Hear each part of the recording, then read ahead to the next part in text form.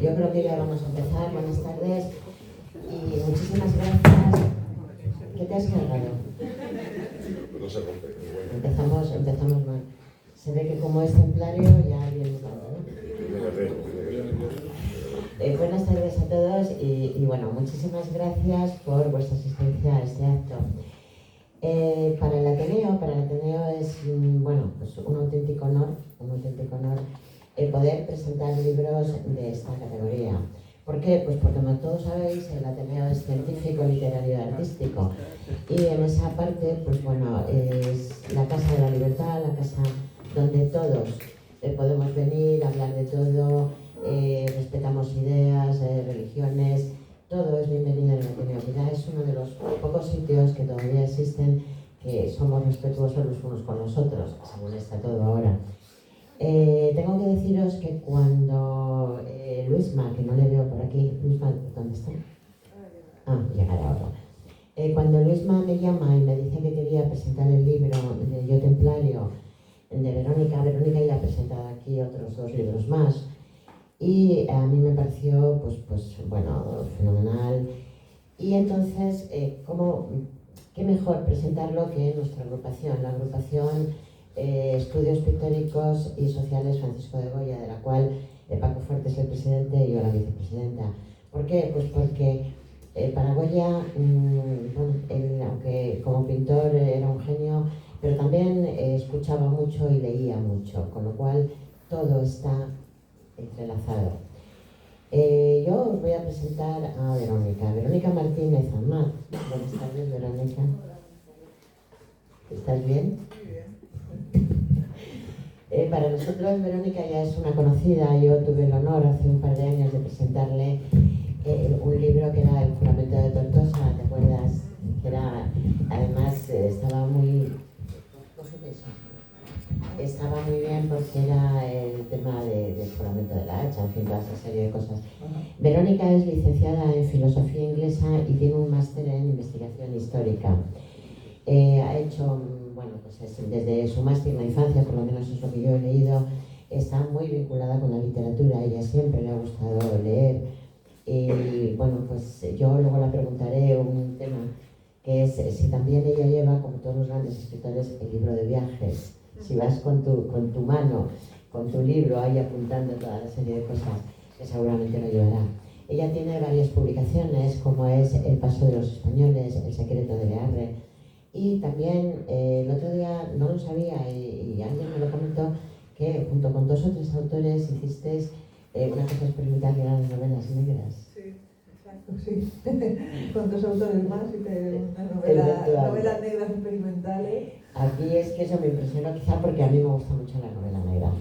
Y bueno, pues poco más, os puedo seguir contando, bueno, pues todos los libros que ha escrito Verónica, pero yo creo que en este momento lo fundamental es como, antes de que me lo diga, no sea que me diga, yo soy como umbral, he venido a hablar de mi libro, hablaremos de un poco de Yo Templario. No demasiado porque yo creo que es interesante que lo compréis, pero en fin. ¿Quién mejor que para acompañarme en esta tarde con estas lecturas y sobre todo, bueno, pues con estos calores estivales que mi gran amigo, sí, aquí vamos a tener frío, mi gran amigo Ezequiel Trinidad. Ezequiel, buenas tardes. Muy buenas. Quédate ponete. ¿Qué hago? Obedece. Tú ya sabes que el que obedece nunca se equivoca. No, está claro, si además es lo que me se me va bien, obedecer. Tantos años de matrimonio, pues no, tengo una obediencia absoluta. Claro que sí. Bueno, primero, buenas tardes, quiero dar la bienvenida a todos. Muchas gracias, Maite, muchas gracias por conseguir estar aquí en un sitio tan interesante como es el Ateneo. Y la verdad es que estoy muy contento en lo personal, porque poder presentar un libro de Verónica Martínez, tanto como amigo como profesional, pues es un auténtico orgullo y un auténtico honor, cosa que le agradezco muchísimo. Y además vamos a hablar de un tema, bueno, va a hablar ella fundamentalmente, de un tema que siempre nos ha llamado la atención, es de los templarios, porque de alguna forma ya han pasado años de allá por el siglo XIII, pero sigue interpretando nuestro interés, nuestra curiosidad. No sabemos si se mueven en muchas ocasiones entre el mito o la realidad. Y para eso está Verónica. Para eso está Verónica, que se ha tirado muchísimo tiempo investigando, no solamente leyendo lo que ya habían escrito otros, sino investigando y descubriendo muchísimas cosas. Aún así, los templarios lo van a seguir sorprendiendo y nos van a seguir obligando a hacernos preguntas. Y seguimos esperando a que Verónica posiblemente escriba otro libro sobre los templarios o sobre cosas que tiene ya en el tintero, no sé si quiero hablar de ellos o no. Pero lo que sí es cierto es que vamos a encontrar nuevos descubrimientos sobre los templarios. Nos va a sorprender cosas que no sabían de los templarios. Esos monjes guerreros, los caballeros del temple. Y yo creo que ya, aparte de aburrirlos, pues yo casi me voy a callar y vamos a preguntar a Verónica, que es la que realmente sabe de los templarios y lo que ha escrito. De todas formas, fíjense, solamente con ver el libro ya apetece leerlo. Es un libro muy trabajado, muy bien hecho y con un fondo extraordinario. Pero, claro, sí, que estoy así, que me apaño de mal. Bueno, ¿no queréis la sala bonita? Pues la sala bonita no tenemos mesas, se nos caen los papeles, pero esto es lo que tiene. La sala es preciosa y además verla llena porque el libro de Beno despierta esta expectación y merece la pena. Pero yo, si te parece, Verónica, yo creo que eres tú la que tienes que empezar a hablar y que nos cuentes un poco qué era la orden del temple. Yo te voy preguntando, tú vas contestando y luego después, si nos parece, también Maite, por supuesto, y luego si parece algún turno de preguntas, pues estoy convencidísimo de que a todos ustedes les apetecerá un montón de preguntar muchísimas cosas. Y mientras el tiempo y la técnica no lo permita, pues lo iremos haciendo. ¿Te parece, Vero, que empecemos por el orden del temple? ¿Qué era, cuándo nace, por qué, para qué, con qué fin? Porque además duró poco, y parece mentira de tenga tanta importancia, tanta historia, cuando fue algo relativamente efímero, estamos hablando de 2 siglos prácticamente de existencia. Te paso la cachofa. Hola, buenas tardes a todos. Bueno, la Orden del Temple, yo creo que casi todo el mundo conoce su origen. Su origen fue 9 caballeros que decidieron proteger a los peregrinos que peregrinaban a Tierra Santa. Yo lo que pasa es que me he centrado más en la parte final, que es la parte... Yo creo que realmente la Orden del Temple ha trascendido por ese final que tuvieron, la disolución, el que quemaran al Gran Maestre en una hoguera. Ese trágico final ha sido el que ha trascendido realmente. Entonces, bueno, pues esta historia nació... después de haber escrito el Juramento de Tortosa, conocí el Llibre dels Costums, el libro de las costumbres de Tortosa, y me llegó un documento que había sido impulsado por un templario, por el comendador de la encomienda de Tortosa, que ese libro reconocía los derechos y privilegios de los tortosinos, algo que menoscababa el poder del temple, porque al fin y al cabo el temple era el propietario en esos momentos de Tortosa. Y que fuera un templario mismo el que impulsara ese libro fue el germen de la historia, de empezar en esa fecha ya en los últimos años, porque eso hablamos de 1274, y fue el germen de la historia. Y de ahí cuento, pues bueno, las peripecias de las aventuras de un sargento templario y un caballero templario, ambos completamente diferentes. El sargento era un joven desarraigado, sin linaje, y acaba siendo sargento del temple. Y luego tenemos en contraposición al caballero templario, rígido, austero, y entre ambos pues surge una amistad que marcará el inicio de una aventura épica a lo largo de ese final del siglo XIII, principio del XIV. Bueno, la novela está ambientada en Tortosa, la Occitania francesa, Tierra Santa, Valencia, Sicilia, y en su camino, en el camino de estos dos templarios, se encontrarán con una niña cátara perseguida por la Inquisición, una dama descendiente de estas guerreras de la Orden del Hacha y un almogávar endurecido por la guerra. Claro, es que estamos hablando de mucha gente, estamos hablando, de alguna forma es una novela coral, lleva muchos participantes, pero sobre todo hay algo que a mí me impresionó mucho en el libro, y es en el día a día de los templarios. Cómo era su día a día, de que se levantaban hasta que se acostaban. Y luego, por supuesto, pues seguimos con los grandes enigmas que luego, si quieres, porque algo se toca también en el libro, ese gran secreto de los templarios y, por supuesto, su tesoro. Pero sobre todo a mí me impresiona que se ha tenido que investigar muchísimo cómo era el día a día de un caballero templario o de un monje templario, y sobre todo qué le motivaba a vivir de esa manera y a su renuncia, que es una renuncia absoluta. Sí, bueno, eran guerreros, pero eran monjes, y entonces seguían una rutina diaria muy estricta en la que, bueno, por la noche se acostaban, a las 2 o 3 horas tenían que levantarse a rezar a la capilla, luego comprobar que toda la impedimenta estuviera en perfecto orden, que los caballos estuvieran tendidos, volvían a acostarse, a las 2 o 3 horas volvían a levantarse, otra vez a lo mismo, rezar en la capilla, volver a comprobar que todo estuviera en orden, y así, y eso pues día a día, día tras día. Eso era cuando, en las encomiendas, cuando no tenían que luchar en ninguna guerra, en ninguna batalla. Pero y tú, por ejemplo, que empezaste con, bueno, pues te has dedicado siempre a la investigación, a la historia, meterte con los templarios, como bien decía Ezequiel, es muchísimo trabajo. Yo te preguntaría, como muchas veces pregunto a escritores, tú un día estás viendo la televisión, sentada en el salón, y te vienen las musas. ¿Cuándo te vienen las musas? ¿Cuando estás sentada, cuando estás trabajando? ¿O te dicen realmente? Porque el meterte con este libro sí que ha sido bastante, bueno, es un libro muy de mucha investigación. Sí, ha sido cerca de 3 años entre investigación y escribirlo, y las musas me llegan más bien después. Primero elijo o encuentro o voy leyendo y encuentro el hecho histórico que me llame la atención. Yo soy una apasionada de esos hechos históricos que han pasado desapercibidos en los libros de historia o de puntillas, y cuando hay algo que salta la chispa, entonces pues me pongo con ello. Y bueno, es un proceso de investigación, de leer mucha bibliografía, de consultar documentos, de hablar con gente experta en diferentes campos, no solo del hecho histórico en sí, sino también de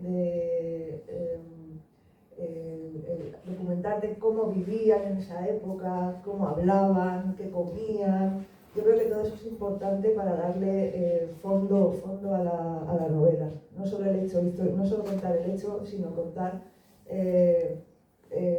cómo podrían vivir esas personas en esa época. Yo ayer estuve con otro escritor y me decían que a veces cuando estáis escribiendo y son tan, vamos a decir, que tenéis que investigar tanto, llega un momento donde casi empatizáis mucho con los personajes. ¿Has empatizado tú con los templarios? Sí. Sí, porque al fin y al cabo es una creación tuya y son como tuyos, son como tus hijos.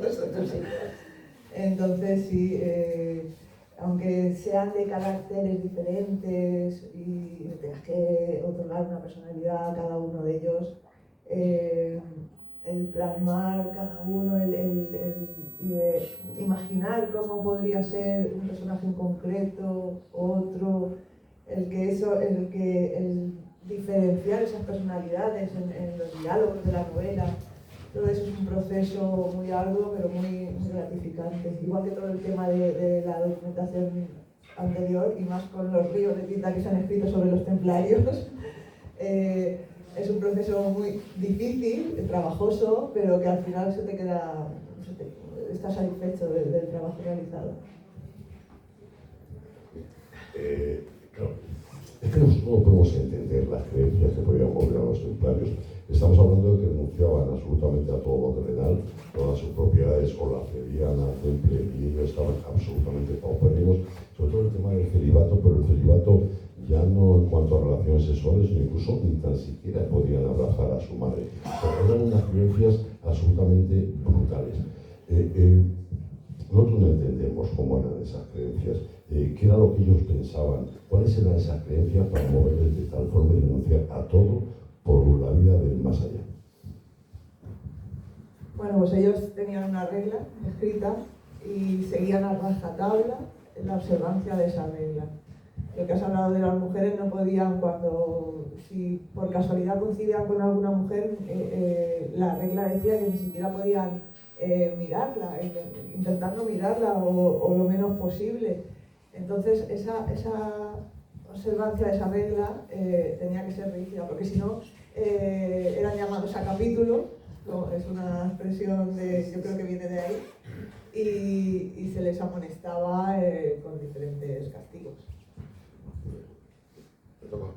Bueno, yo lo que los templarios siempre para mí ha sido, la historia me gusta mucho, pero y entonces a mí siempre me ha llamado la atención, como bien decía Ezequiel, pero claro, es que es tan difícil, por mucho que leamos, por mucho que investigues, claro, irte a mirar la historia con los ojos de la historia de ese momento, para nosotros es muy difícil, porque claro, yo puedo entender, como ahora puedo entender, voto de castidad, voto de pobreza, voto de...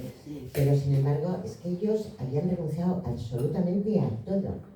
Luego también te preguntaré lo que hace, cuando venía para acá me dice un amigo, oye, ¿es verdad que iban dejando dinero en todos los sitios y tal? Yo, se lo preguntaré a Vero. Pero debe ser algo totalmente diferente, meterte en la piel de un templario. Sí, claro. Cuando escribes una novela, lo que tienes que intentar es evitar el presentismo histórico, el pensar con el pensamiento, con las ideas que tenemos hoy en día, valorar esa época con este pensamiento. Entonces por eso te he hablado antes de la importancia de la documentación, no solo del hecho histórico, sino de cómo vivían, cómo hablaban, lo que podían pensar. La pregunta que me has hecho no te he entendido, lo de tu amigo. Sí, es que me estaban comentando que, bueno, pues ya sabemos que ellos eran monjes que, bueno, habían renunciado. Y por lo visto, bueno, pues claro, sobre todo por el Camino de Santiago.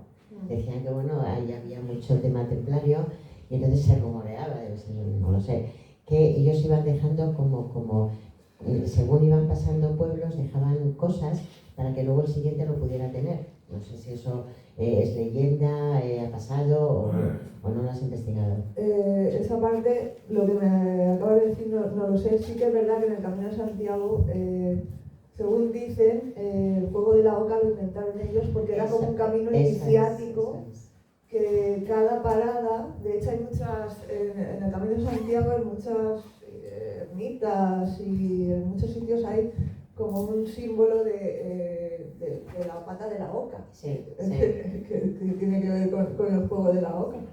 Y yo estuve leyendo una vez, hice un relato sobre eso, precisamente hace mucho tiempo, y pues sitios que su nombre deriva de algo relacionado con la oca, en francés, o la cárcel, que era tal sitio, o la posada, era tal sitio. Sí, te lo van explicando cuando haces el camino y si vas con guías. Es un tema siempre que es muy interesante, bueno, es que en torno a los templarios siempre ha habido mucha mitología y mucho esoterismo, y claro, hay una parte en la novela que sale una ermita en concreto, no quiero desvelar la novela, que tiene tela detrás, tiene mucha simbología en esa ermita. Es que ya la novela ya lo verás. Hablas de yo templario y ya te viene toda la simbología.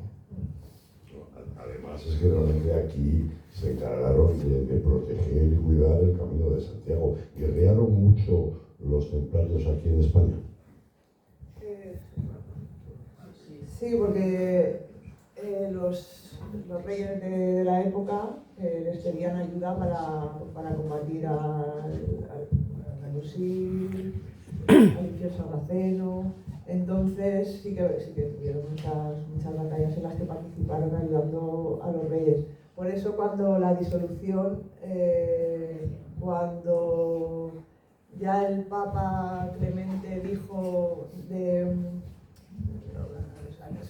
sacó la bula Vox in excelso para que todas las propiedades ya pasaran a los reyes, ellos se preguntaban por qué cuando habían ayudado al rey de aquí, en ese momento Jaime, por qué ahora les pagaba con esa moneda cuando lo habían ayudado en todas las guerras contra los andalusíes, la reconquista.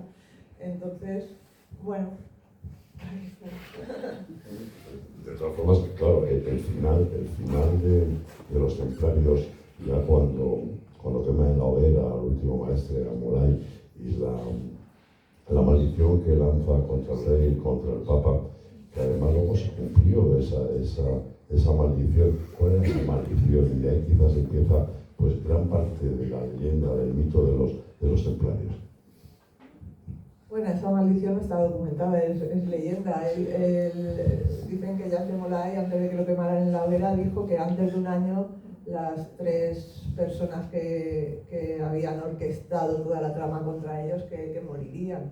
El rey Felipe de Francia, Guillermo de Nogaret, que era el ministro del rey francés, y el Papa.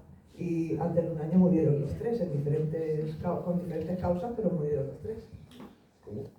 ¿Cómo se integran los templarios de alguna forma después de esta prohibición y esta persecución tan tremenda que tienen? ¿Cómo se integran aquí en España? Después de la disolución, dices. Pues, sí. Bueno, pues muchos se reintegraron en otras órdenes, como en los hospitalarios, en la Orden de Montesa. Otros, al fin y al cabo, solo sabían guerrear, entonces pues vendieron su espada al mejor postor. Otros se exiliaron a Portugal, que allí hay, en la ciudad de Tomar, aún el rey portugués estaba muy a favor de los templarios y creó una ciudad con ellos. Y luego hay leyenda de que dice que algunos se fueron hacia Escocia para luchar con los escoceses contra los ingleses. Eso documentado no está, pero bueno, es una leyenda. ¿Tuvieron tanta importancia, tanto poderío los templarios como nos ha llegado hasta ahora? Yo sé, el mundo de las reliquias, ¿qué hacían con las reliquias? Yo creo que fueron los grandes movedores de reliquias de esos siglos en toda Europa. Una Europa que recordemos que era una Europa tremendamente compulsa, claro, pero alcanzaron tanto poder como creemos. Sí que alcanzaron, porque acumularon durante ese tiempo que perduraron, acumularon muchas riquezas. Primeramente porque muchos de los que entraban a servir, todos sus bienes iban al temple. Acumularon riquezas, acumularon tierras, explotaron esas tierras, tanto en agricultura, en ganadería, crearon cuadras con caballos de un linaje especial que servía para la guerra, mezclando dos razas de caballos, y tecnología para esa agricultura, y todo eso pues les dio mucho dinero, mucha riqueza. Y ¿qué iba a decir yo? Se me ha ido de la cabeza. Pues te preguntamos otra cosa. Pues sí, porque se me ha ido total. Perdón. Vamos leyendo el libro de los templarios, no solamente vamos a conocer muchos personajes, vamos a conocer lo que eran los cátaros, vamos a conocer la Inquisición y sobre todo vamos a viajar también por Europa y la problemática y la guerra que había en el resto de Europa, que era una Europa muy, muy estropeada por aquel entonces. Vamos a conocer todo eso, ¿no? Sí. Bueno, primeramente en la novela aparecen los cátaros y lo que aparece es la relación que tuvieron los templarios con los cátaros. Para quien no lo sepa, los cátaros eran una escisión de la Iglesia Católica que recomendaban irse al cristianismo más primitivo. Se diferenciaban en algunas cosas, por ejemplo, los sacramentos no creían en ellos, creían en un Dios bueno y en un Dios malo, o sea, como que creía que vivíamos en un infierno, no que el infierno estaba cuando moríamos, sino que vivíamos en el infierno, y lo que había que hacer era ser perfecto para cuando se muriera, trascender el alma, que trascendiera, y creían en la reencarnación y dejar este mundo imperfecto y reencarnarse en algo más perfecto. La Iglesia Católica, por supuesto, no también porque los cátaros les criticaban la acumulación de riquezas que tenía la Iglesia Católica. Entonces, después de Montsegur, en 1244, después de quemar a los más importantes prefectos cátaros de la época, los cátaros se exiliaron a Lombardía, pero poco a poco, con el paso de los años, fueron volviendo a la Occitania francesa y creando pequeñas comunidades donde propagaban su fe. La Inquisición volvió a perseguirlos y escaparon cruzando los Pirineos hacia las zonas de Cataluña, Tarragona, Castellón, incluso Valencia. Y sí que es verdad que se acogieron a muchas encomiendas templarias donde los ayudaron a poder seguir su camino y a crear pequeñas comunidades, sobre todo en la zona del Bajo Maestrazgo. De todas formas, claro, es que conseguir hablar de tantas cosas a la vez es muy importante en el libro. Mira, así tengo mejor. Lo que hablaba, que por ejemplo, la Inquisición también hemos ido a hablar muchísimo de la Inquisición. Evidentemente a nosotros nos horroriza el tema de la Inquisición, pero tenía una lógica el funcionamiento de la Inquisición, incluso de alguna forma tenía apoyo social el tema de la Inquisición. La lucha contra la herejía es algo que realmente el mismo pueblo quería que esa herejía se combatiera. Claro, investigar sobre tanto a la vez ha ser tremendo. Sí, imagínate, no solo templarios, no solo cátaros, sino almogávares también, toda la parte de los almogávares, la parte de la Inquisición. La Inquisición no es como fue unos siglos después. Esta Inquisición era más bien para combatir la herejía, los que se excluían de la Iglesia Católica. Y luego, pues, toda la guerra de Pedro III contra el rey francés, contra los angevinos, que eso llevó a los almogávares hasta Sicilia, luego hacia los Pirineos. Cuadrarlo todo ha sido complicado. Cuadrar toda la parte histórica, con luego la trama de ficción que yo quise integrar en la novela, ha sido bastante complicado. De hecho, yo a veces llamaba a Luisma, a mi agente, y decía, me está costando la vida, porque ha sido difícil el cuadrar todas las fechas, el cuadrar qué personajes tan dispares, con ideas tan diferentes cuadraran entre sí, ha sido bastante complicado. Pero lo has conseguido, Verónica. Lo has conseguido porque cuando estás hablando de la Inquisición, efectivamente, la Inquisición de esa época, claro, querían combatir la herejía, eso estaba claro. Luego ya después, años más tarde, digamos que como que se ablandó, porque me estaba acordando ya precisamente porque estamos con la agrupación Goya, que incluso a Goya le persiguió la Inquisición 2 veces, una porque, bueno, pues fue por la famosa maja desnuda, y otra por uno de los caprichos que hizo, que bueno, que ya sabes que los pintó y tal.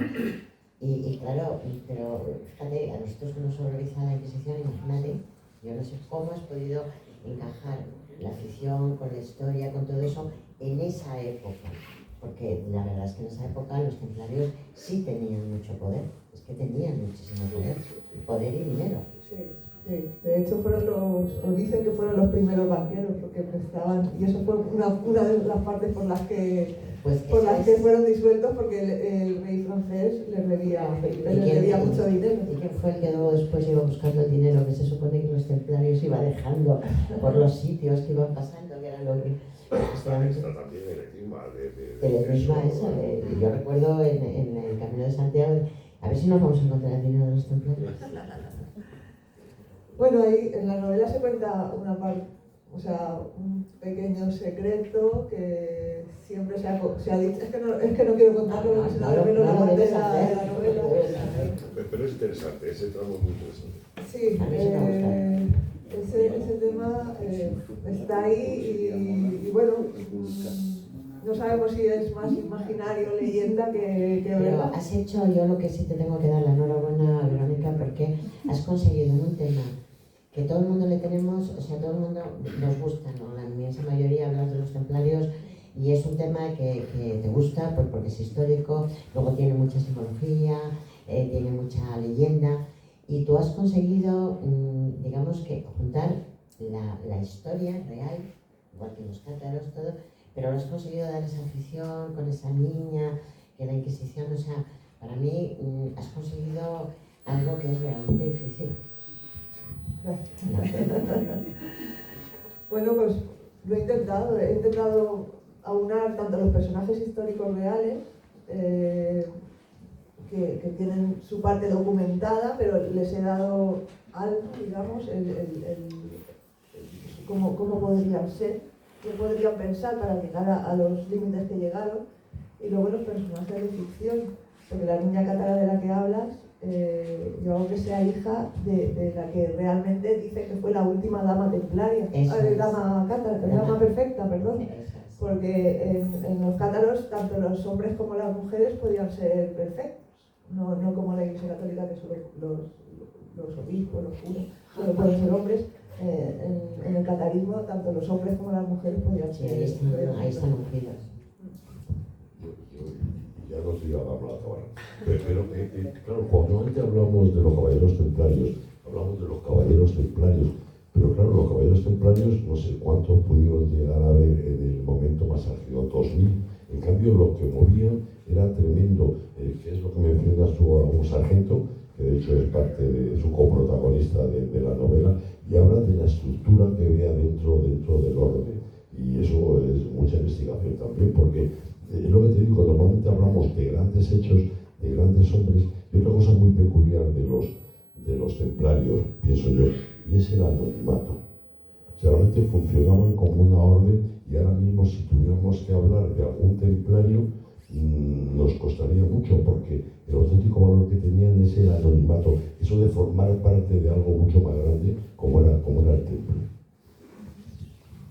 Sí, conocemos a los grandes maestres y a algún los maestros provinciales de Aragón, que eran los más importantes por aquí, los de las encomiendas más importantes de España, pero el resto no, hay muy poquita documentación del resto. En la novela también sale Miravet, hay varios que se nombran, porque Miravet no se rindió cuando el rey Jaime les obligó o les dijo que tenían que abandonar la encomienda y acogerse a la justicia real. Miravet no se rindió y estuvieron casi durante un año soportando el asedio hasta que ya no pudieron aguantar más. Y entonces toda esa gente que había ahí, pues todos son anónimos. No, yo me estaba pensando que es que lo veo tan difícil. Para mí, cuando os ponéis a escribir, para mí es algo increíble. Y sobre todo estoy convencida de que según vas avanzando en las investigaciones vas disfrutando más. Y yo te iba a hacer una pregunta que va un poco caminada, pero aunque sea distinta. Vamos a seguir con los enigmas de los templarios. ¿A quién vas a coger ahora? Porque hemos pasado del hacha, del juramento de Tortosa, hemos pasado... Y ahora, después de los templarios, te lo has puesto muy difícil, ¿verdad? Bueno, pues... adelántanos algo. Poco. Me voy a ir al siglo XVIII. Voy a cambiar totalmente de tercio. Quién sabe si retomaré, porque hay una persona en Tortosa que me ha ayudado mucho, se llama Josep Miquel, es el presidente de la Asociación Tortosa Templaria, y siempre me está diciendo, tú la trilogía, el juramento de Tortosa, yo templario, y te falta uno más, pero lo haremos después. ahora mismo estoy en el siglo XVIII, pero no quiero contar de momento nada porque está todo aún cogido con alfileres. Bien, pero lo que es cierto es que, bien, estamos hablando de como sociedades, como bien ha dicho antes Ezequiel, en el oscurantismo, quizás sociedades secretas, pero porque realmente el humano siempre necesita pertenecer a algo más, algo que no sabemos. Y de ahí, bueno, pues cristianos, cátaros, en fin. Sí. Normalmente toda esa parte más mística, esotérica, o como la quieras llamar, suele llamar más la atención. Aunque yo esa parte no la toco tanto. A mí me gusta más el tema épico, de batallas, de aventura.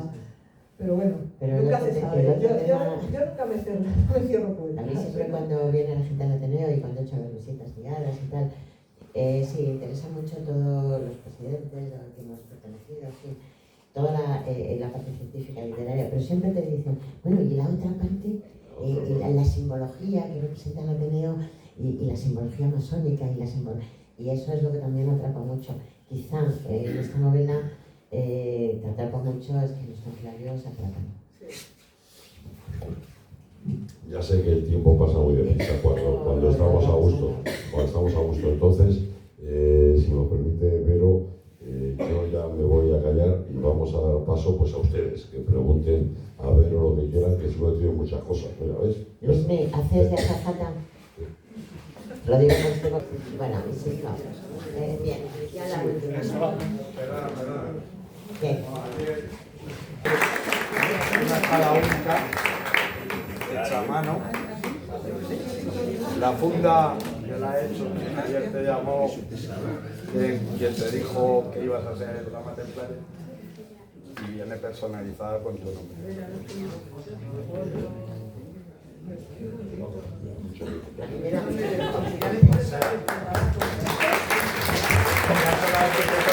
La capa